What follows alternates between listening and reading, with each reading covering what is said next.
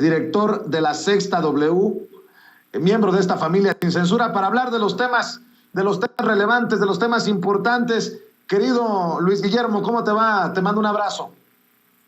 Mi querido Vicente, muy buenas tardes. Gracias, como siempre, por la oportunidad de platicar contigo, con la audiencia de Sin Censura. Para mí es un placer este lunes volver a charlar con ustedes. Oye, hablando de temas importantes, estoy viendo que se está organizando el ciudadano de a pie, el vecino de a pie, en la alcaldía Cuauhtémoc, y creo que se le va a poner complicada la situación a la alcaldesa Sandra Cuevas, que por cierto sale ahí hasta promocionando Cars Jr. En una fotografía mientras revisa su expediente. En fin, le gusta, y creo que no exagero ni ofendo cuando digo que le gustan las luces, toda esta parafernalia del espectáculo a la alcaldesa de Cuauhtémoc, querido Luis Guillermo Hernández. Sin lugar a dudas, mi querido Vicente, este lunes 28 de febrero es un lunes negro para la alcaldesa en Cuauhtémoc, en Ciudad de México, Sandra Cuevas.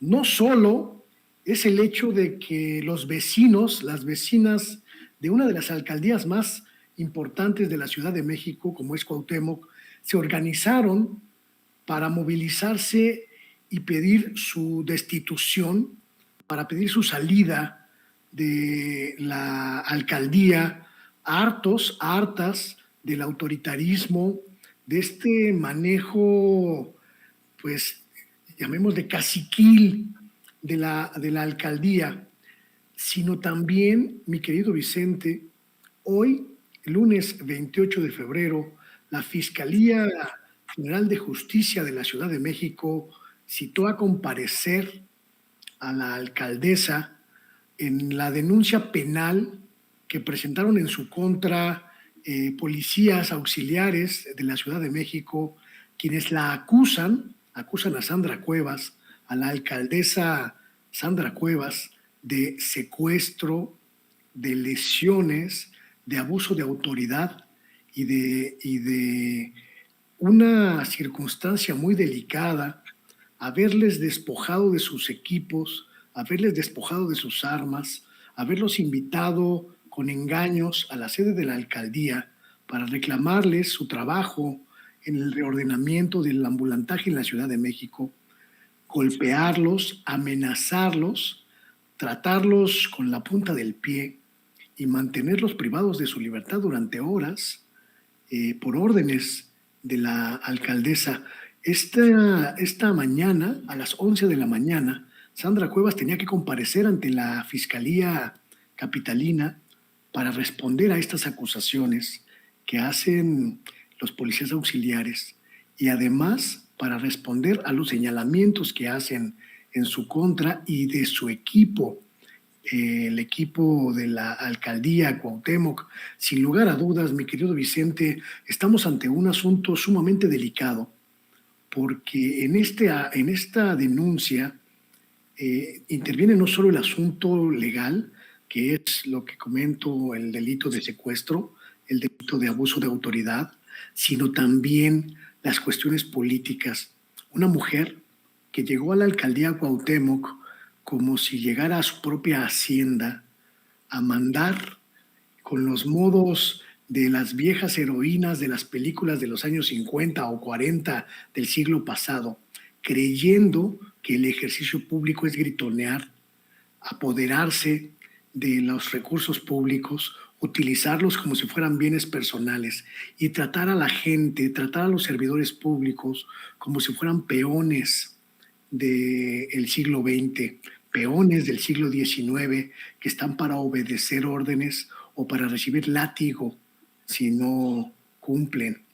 Y me parece, mi querido Vicente, que esta dualidad, el conflicto político y el conflicto jurídico, son el detonante del hartazgo de la gente en esta alcaldía. La alcaldía, pues simbólicamente más importante del país, porque es la alcaldía donde se rige el centro histórico de nuestra ciudad, es prácticamente el corazón de la capital del país y no puede estar gobernado por una mujer que entiende el servicio público como un servicio personal, que entiende la función pública como un tesoro particular, que entiende el ejercicio público como una esclavitud prácticamente a su servicio. Me parece que es un asunto muy delicado, muy grave, pero además un asunto que nos escupe a la cara, mi querido Vicente, esa política que no debe existir más en México, la política que cree que los ciudadanos somos súbditos, que cree que el servicio público es una caja chica personal y que cree que los trabajadores al servicio de las administraciones públicas son esclavos personales. Pues qué fuerte lo que dices, Luis Guillermo Hernández, pero suscribo precisamente ese mensaje. En otros temas, si me permites, Luis Guillermo, que Electra va a pagar al SAT esta semana, bueno, con las reservas de quien lo publica. El periodista Salvador García Soto, en su columna del diario El Universal, revela que esta misma semana una tienda de electrodomésticos muy popular, Electra, pagará 2,000 millones de pesos al SAT luego de que sus dueños se reunieran hace unos días con las más altas autoridades fiscales para negociar una salida al conflicto legal por el no pago de impuestos.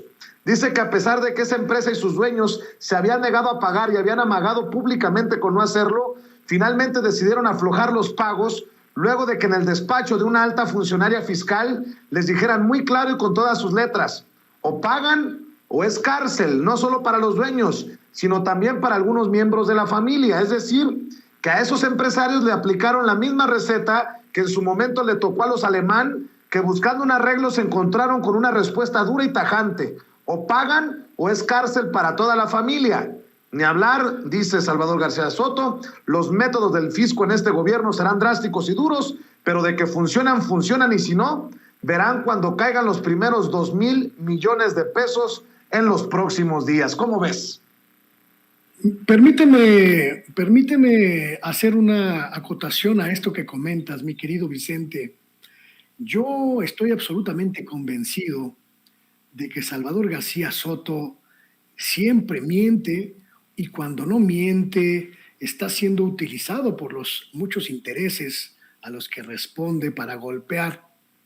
Yo tengo información exactamente en sentido contrario de lo que señala este columnista, y tiene que ver con un proceso de negociación muy intenso que está teniendo el SAT con empresas como Electra, de Ricardo Salinas Pliego, que tienen adeudos multimillonarios y que utilizan, mi querido Vicente, todos los subterfugios jurídicos para alargar en el tiempo estas deudas a fin de no pagarlas.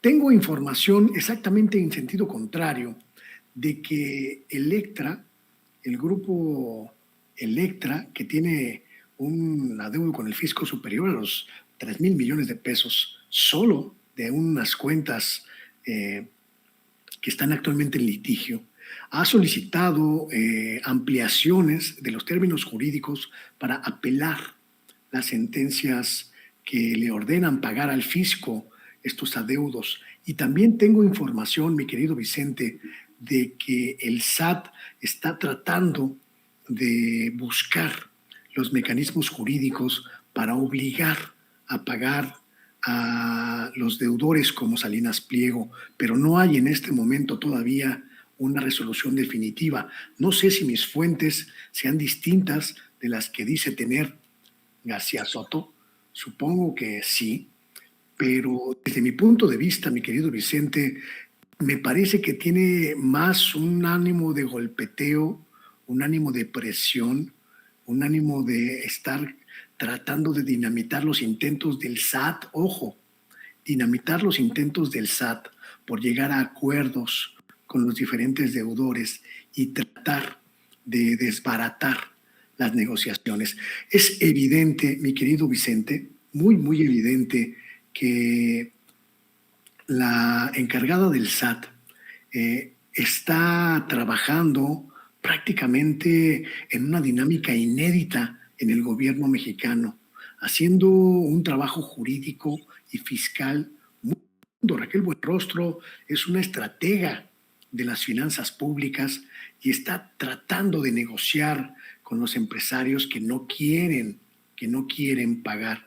Quizá esta revelación de García Soto vaya en el sentido de pues ponerle un buscapiés y tirar las negociaciones que lleva a cabo. Quizá, y solo estoy especulando porque no conozco el origen de la información que difunde García Soto, sea un mensaje del propio grupo empresarial hacia Raquel Buenrostro de que el camino de la negociación pasa por hacer quitas a los impuestos que deben todos estos truanes. Permíteme desconfiar, mi querido Vicente, permíteme desconfiar profundamente de la información que publica este sujeto, García Soto. No lo reconozco como un periodista honesto, no lo reconozco como un periodista serio y tengo muy fundadas sospechas, mi querido Vicente, de que se pueda tratar de un encargo, de uno de los muchos encargos que él está acostumbrado a hacer para los señores del poder, para los varones del poder, y un mensaje hacia Raquel Buenrostro. Pero te prometo, mi querido Vicente, te lo prometo porque te respeto y porque respeto mucho a tu audiencia, que voy a investigar este asunto a profundidad y te tendré una respuesta mañana o pasado mañana de si es cierto o no este asunto que publica García Soto. Me parece bien y qué bueno que contrastas esa información, porque yo siempre digo, con las reservas que amerita quién publica la información, como todo esto que sabemos de la carta denuncia de Juan Collado, que se publica precisamente a través del periódico Reforma. Pero déjame cerrar, Luis Guillermo Hernández, porque el respeto y la admiración es mutua, con un tema, y grábeme, don David, hay un tema que me han reclamado, obviamente, los odiadores del presidente y los venenosos contra la Cuarta Transformación, me han exigido que me pronuncie. Me han preguntado por qué no he hablado del tema. Por las mismas razones que el presidente no se pronuncia con claridad o con contundencia esta mañana. Es de este presunto fusilamiento en San José de Gracia, Michoacán, mi querido Luis Guillermo Hernández, y he decidido preguntar tu opinión porque muchos han saltado. Fíjate nada más, ser el primero no significa ser el mejor. Lo he dicho una y otra vez que aquí en Sin Censura siempre buscamos ser los mejores, no los primeros. Y muchos han saltado con este video que no vamos a presentar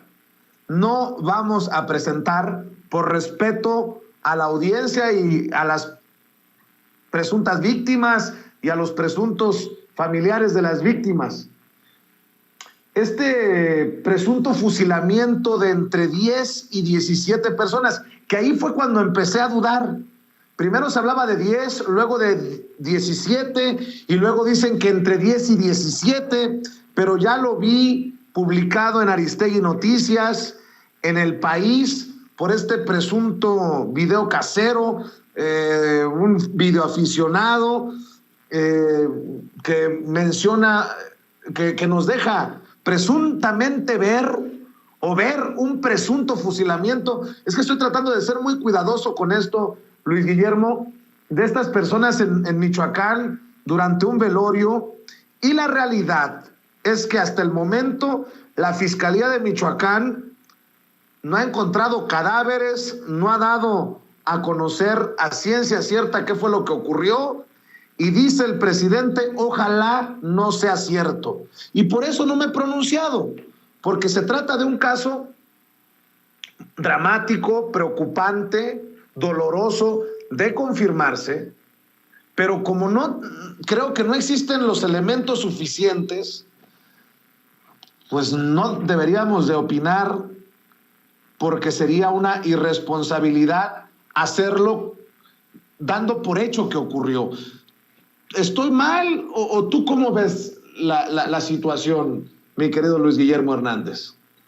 Mi querido Vicencia, la ejecución de 10, 17 personas en una ciudad michoacana a partir de la evidencia de un fragmento de video en el que prácticamente no se ve nada, puede desatar una serie de elementos muy graves: histeria colectiva, zozobra, muchas cuestiones que los medios de comunicación podrían estar fomentando de manera irresponsable. Me parece que los colegas periodistas han olvidado que la publicación de las informaciones, la publicación de las noticias, tiene que ocurrir después de un proceso de verificación de los hechos. Y este proceso de verificación se ha olvidado, se ha roto por dos cuestiones, mi querido Vicente: por la rapidez de las redes sociales, que te meten en la dinámica de ganar la nota y ganar los likes, ganar los retweets, ganar las réplicas en las diferentes plataformas antes que tus competidores.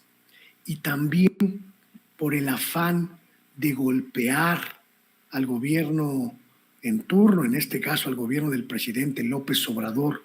Son dinámicas que no podemos obviar, que no podemos olvidar en este asunto y en todos los demás.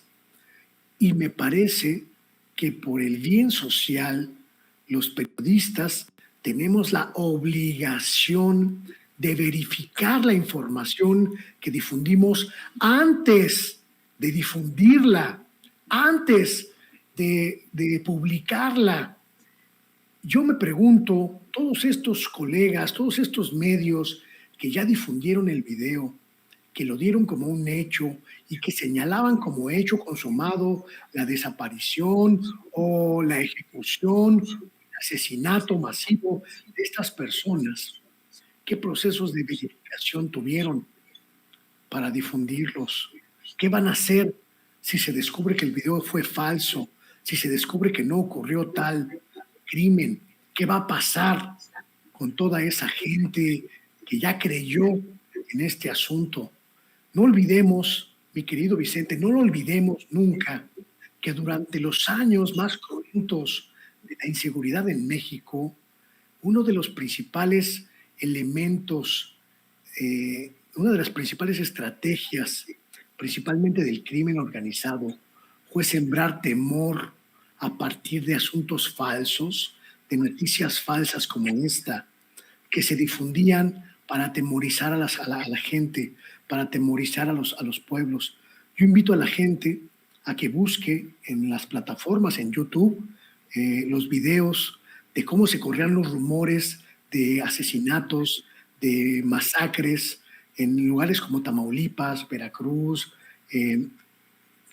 Nuevo León, Coahuila, Chihuahua, que eran falsos y que buscaban que la gente se metiera a sus casas muerta de miedo para que los maleantes pudieran hacer de las suyas en territorio desocupado.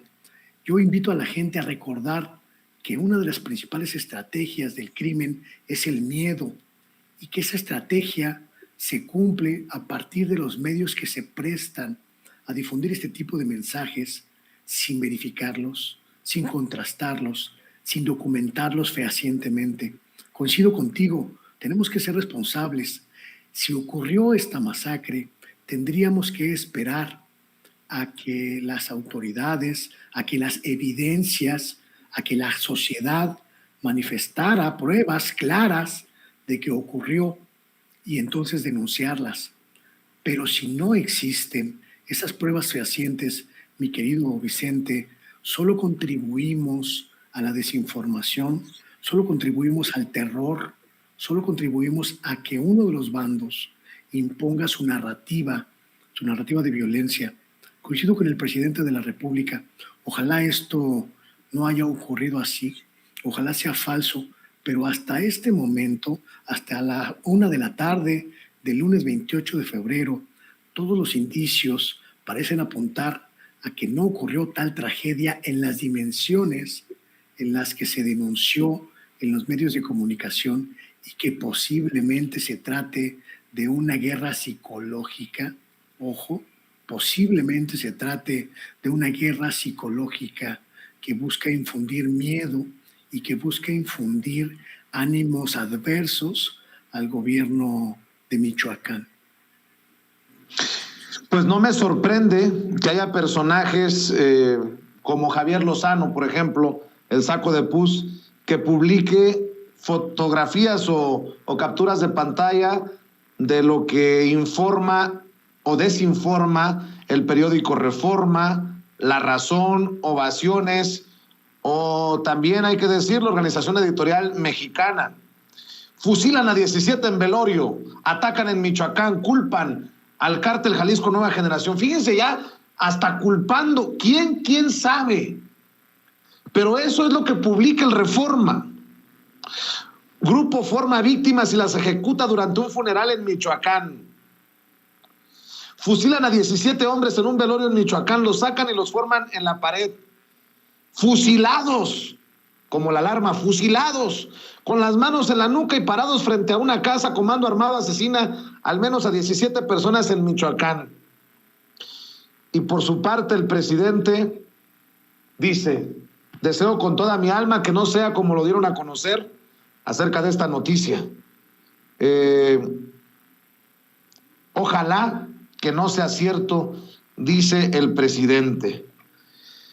Bueno, pues ojalá que no sea cierto. Y nada más para dejarlo sobre la mesa. Durante lo más violento, en años anteriores, en sexenios pasados, durante el tiempo más violento, ¿qué fue lo que se pidió desde el gobierno? Un no reportar los actos delictivos de los cárteles, no. Se pusieron de acuerdo, los medios de comunicación dijeron: no vamos a dar a conocer lo más rojo de la nota roja. Y hoy andan desatados. Y más aún, ¿qué dirían los directivos, los dueños de esos, los principales medios de comunicación de México, si el presidente les pidiera tener tantita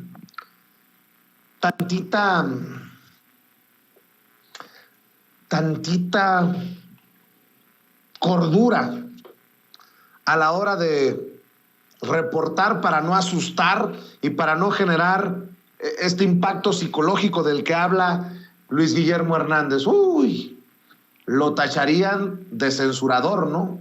Mi querido Luis Guillermo, ¿con qué reflexión cierras? ¿Con qué opinión cierras? Creo que, mi querido Vicente, hay algo que comentas que me parece muy importante para cerrar esta charla. Hubo un tiempo en el que los medios de comunicación se sometieron al silencio porque se los pidió el gobierno federal, y se sometieron al silencio argumentando que difundir los videos, las imágenes de las masacres, de la guerra sangrienta que libraba México contra la delincuencia organizada y que dejó a millones de personas con dolor y con muerte alrededor, pues se cumplía una lógica de sometimiento, pero también una lógica de intentar preservar al Estado mexicano. Hoy esa lógica se rompió, esa lógica ya no existe, porque los medios de comunicación que antes aceptaron callar, hoy buscan dinamitar al gobierno democráticamente electo. No tenemos que olvidarlo jamás.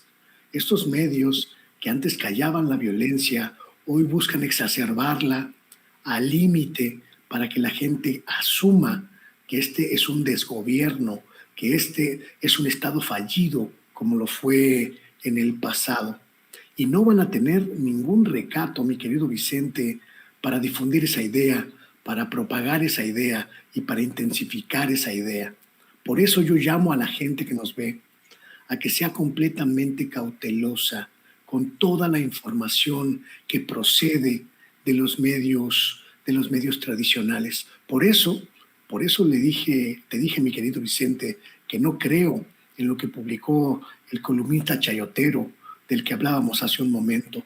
Por eso estoy absolutamente incrédulo de todo lo que se publica en Reforma, en el Universal, en Excelsior, en Imagen, Televisa, TV Azteca, en Latinos, en Animal Político, etcétera, porque sé que todos ellos están trabajando para un mismo fin: recuperar el viejo régimen para sus patrones políticos, para sus patrones oligárquicos. Y yo no me voy a prestar ese juego y espero que la gente que nos ve tampoco se preste.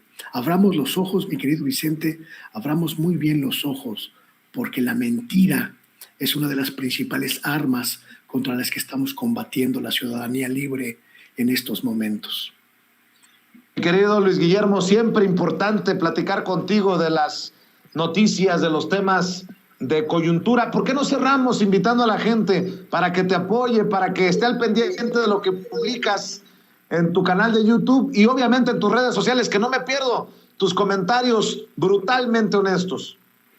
Muchísimas gracias, querido Vicente. Les espero esta noche a las 8 en mi programa El Oficio del Reportero en YouTube, que también se transmite en la Sexta W, en Twitter, y en la página de Sexta W, Luis Guillermo Hernández, en Facebook, y por supuesto en mis redes sociales. Y pues ya estaremos aquí comentando el pendientito, la tarea que quedamos de resolver, y pues nos escucharemos aquí próximamente también en Sin Censura. Mi querido Vicente, gracias como siempre por tu generosidad. Un abrazote, gracias, mi querido Luis Guillermo Hernández. Voy a la pausa comercial y regreso con más, porque todavía hay más. No me ha tocado saludar a Toño y me dice que ya fue por su camisa también de origen indígena, estas obras de arte que realizan con sus manos nuestros hermanos indígenas. Para cerrar, Sin Censura. Voy a la pausa y regreso con Toño.